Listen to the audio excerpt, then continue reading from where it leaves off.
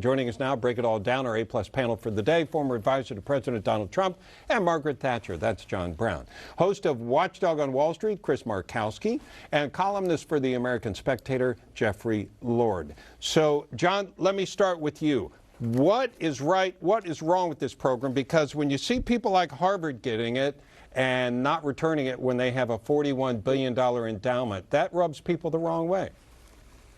Yes, well, I think it was very well intentioned and quite correctly intended for small businesses that make up 48% of our economy, right, and are the largest creator of new jobs. My alma mater is Harvard, and I'm absolutely appalled to hear that they even accepted the money. Make a phone call, John. Make a phone call. You're a big guy. Is what? You're a big guy. Give him a phone call. Tell him to give the money back. Not as big as most of the great donors to Harvard, but I'm absolutely appalled. And it is typical of what has happened. Large companies have taken this cheap money with almost a guarantee, a government guarantee on it, and have accepted it when it's just really padding their reserves. Small businesses don't have those reserves. On average, large businesses pay small businesses 30 days late. So small businesses have very small cash reserves. They do not have access to the capital markets or commercial paper, and they have small cash reserves. Good. John, go ahead and get that. We'll get back to you. Calling you. Yeah, right. They want to have a word with you. Jeff Lord, what is in this new package that passed that's going to ensure that the small businesses that need the money actually get the money? Yeah, other than more money, I'm not at all sure. Having worked in government, this is one of the reasons why Republicans and conservatives believe in small government and limited government, because the government can get so big that it steps all over itself in the best of intentions. I mean, I've been reading stories about independent contractors going to 4 different banks and getting rejected, and yet they're qualified for the program. This is a definite problem. And then, you know, as we were just speaking, Harvard gets money, although Harvard is now challenging that, saying, no, the money was coming from a different pot than this one. I mean, I'm wondering, with all their endowment, why do they need federal money at all? Yeah. This is the problem when you have government involvement with this kind of thing. It's the best of intentions almost always, and then there's glitches that just pop up. And it's not a good thing. And there are a lot of hedge fund managers, apparently, that have applied for this money as well. But let's talk about the extra debt added to our national debt, Chris. I think we're going to be up another $4 trillion. I think we're going to be around $25 trillion. Our whole economy is only going to be around $20 trillion over the next year. The debt has entered an area right now where it's like one of those space movies like Interstellar that you never really understand because it's so vast and wide and it makes no sense whatsoever. I mean, it's just numbers you can't even fathom.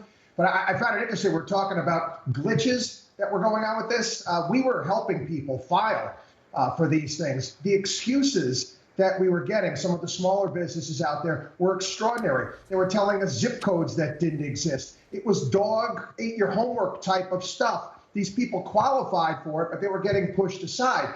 Most people don't realize it's the big banks out there, even though they're not taking on any risk here, they made $10 billion in fees filing these applications. Oh, my.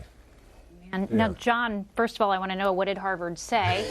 But also, what are your thoughts as far as our debt's concerned as a nation? I mean, can we shoulder this amount of debt? And then looking ahead, the Democrats have already said, get ready for another round because, you know, our nation's first responders haven't received the amount of support that they need. And states want money, too. First of all, I'm ashamed to hear about Harvard, and I wonder if it's just not spin that some other miraculous pot has opened up.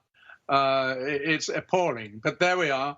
The much more serious problem is debt. Yeah. I think it's going to be a debt crisis. First of all, it's going to spread from people who have mortgages who, through no fault of their own now, just laid off, are not going to be able to repay, and there'll be defaults. Then the mortgage companies and some banks will start to feel the strain. And even nations. I mean, there has to be a limit, as the last speaker said, with the debt climbing as fast. Actually, I think this package altogether is going to be more like $6 trillion. Yeah, at the same time, at the same time as Goldman Sachs forecast the drop in the GDP of about 6.6 trillion. Yeah, well, gentlemen, we have to go right now. Next hour, let's talk about getting back to work and how that might work. John, you call Harvard for us, and then Chris and Jeff, we will see you next hour also. Chris, we'll begin with you. How do you think this is going to play out politically? Well, we still have a lot of time. I really do think that Donald Trump was going to have to remain true to his the people that put him in office. And these are small business owners out there. These are the working man in the United States that came out for him, and they're hurting right now. If I have to see one more PSA where it says we're all in this together, stay safe, I'm going to throw up in my mouth. We're not all in this together. Many people are not working. Many people are losing their businesses. He really has to come out strong for it. He's starting to do it now, little by little. So many people in this country are brainwashed with so much conflicting information all the time. I don't think you know which way to grow. We've got to get some sort of direction where we say, you know what, we're going to open up and we've got to let this thing go.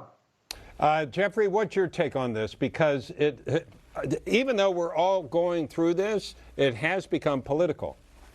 Well, let me just tell you that yesterday, I live in suburban Harrisburg, Pennsylvania, and yesterday there was a protest, a reopened protest in front of the state capitol. So I dutifully put on my mask and my gloves, and I went to take a look and to talk to people. And let me tell you, these people are livid at the Democratic governor of Pennsylvania, Tom Wolf, for shutting down the state. They made it emphatically clear to me. I mean, there were three kinds of banners going on over there. One was the American flag. Second was the Gadsden flag, the famous "Don't Tread on Me" yellow and black flag with the coiled rattlesnake. And the third thing were Trump flags aplenty. These folks really believe that Democrats want to put them out of business. But Jeffrey, was this a minority? Was this just a vocal minority? Is what? Was it just a vocal minority? While they have certainly the right to do that, how representative were they? Oh, I think very representative. I mean, I talked to a lot of these people. They were from all over Pennsylvania. They were livid at the governor.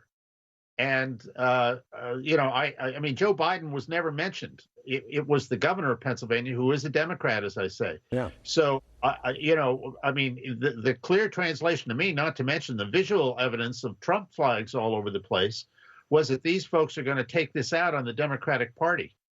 John Brown, we want to go ahead and bring you in now, former advisor to Margaret Thatcher and President Trump. We're talking about, as states open, how this is going to play out politically. What's your take? Well, I think it's going to be a rolling thing based on the individual criteria of individual states, and that I totally approve. But I wish I could have the opportunity to apologize to Harvard from the last segment. I have read and listened to far too much fake news and had the situation completely wrong. Okay, go ahead. Talk about that a second, John. I know they got it not from the PPP program. They got it from CARES, though. They did get it from for institutions of higher learning. I went to Virginia. They got $5.8 million. As you rightly say, the 2.2 CARES Act passed by Congress. Right. And within that, $12.5 billion was to be given to institutes of higher learning. And the government urged or allowed universities and the Act a great deal of discretion and urged the universities to spend them on the expenses that were unexpected, like food, like lodging, medical expenses. But they have an endowment to do that, John. That's the point. This is taxpayer money given to somebody with a $41 billion. Virginia has a $10 billion endowment. No, for Harvard's actually with the markets down is around 30 billion. Actually, that's the first wrong figure they used. Over time, it'll go back up. Second, you don't mention Yale, which had 6.9 million, or Princeton that had 2.4, much smaller universities.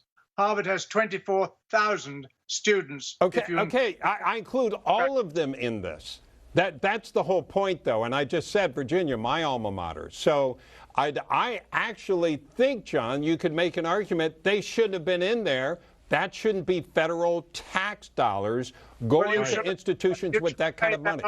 You and others should have made that argument when you voted for the Pell Amendment to the thing which provides by statute $12.5 billion for this exact purpose. And the fact that some people, Harvard have something like 800 students still there, the poor and foreign students who've got nowhere else to go, and they have to pay for, they have to be in single rooms because of the social distancing and things like that.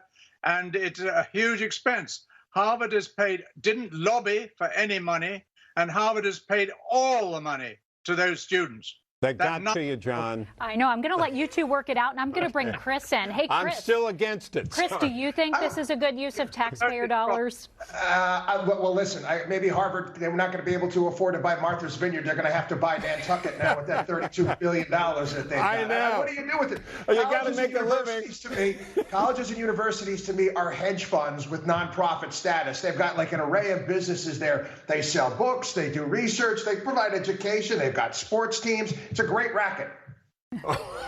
Jeff, how about you? All I can say is, since Harvard rejected me in 1969, I just don't have that much anymore. You're over it. And in a more serious fashion, we were talking earlier about the debt, and I can only tell you that this is only one of a zillion things that we're going to be re-examining here as we try and keep the country from going bankrupt. Yeah, but John, we'll get back to you as far as how this plays out politically. Now you've defended your alma mater, which is fine. How do you think this plays out from here on politically? No, I didn't defend them. I just stated the fair facts. But what I think you defended them as well. This won't be. Well, if defense is stating the truth, that's I accept. I stated the truth also and took a position saying I think they should give the money back. All right, I'm not going to argue about that because the far more serious question you've asked me is about debt. The debt is it's a matter of opinion, but I'm not going to argue that because the far more serious question you've asked me is about debt, which is going to affect every single person in the United States. We're heading for a severe debt crisis, and if we get it wrong, it will mean untold impoverishment for many, many people. I mean, hundreds of millions of people throughout the world, if not billions, and it's heading in the wrong direction. And that is why gold is so important. People go investing in gold and silver for that very reason. And we're in a position of debt already, and we've just added more, and we've also lost our income. We've lost $6 trillion worth of income, according to Goldman Sachs. That's all right. Okay, we have to go, John. Don't mean to interrupt you, but gentlemen, thank you very much. We have more coming up.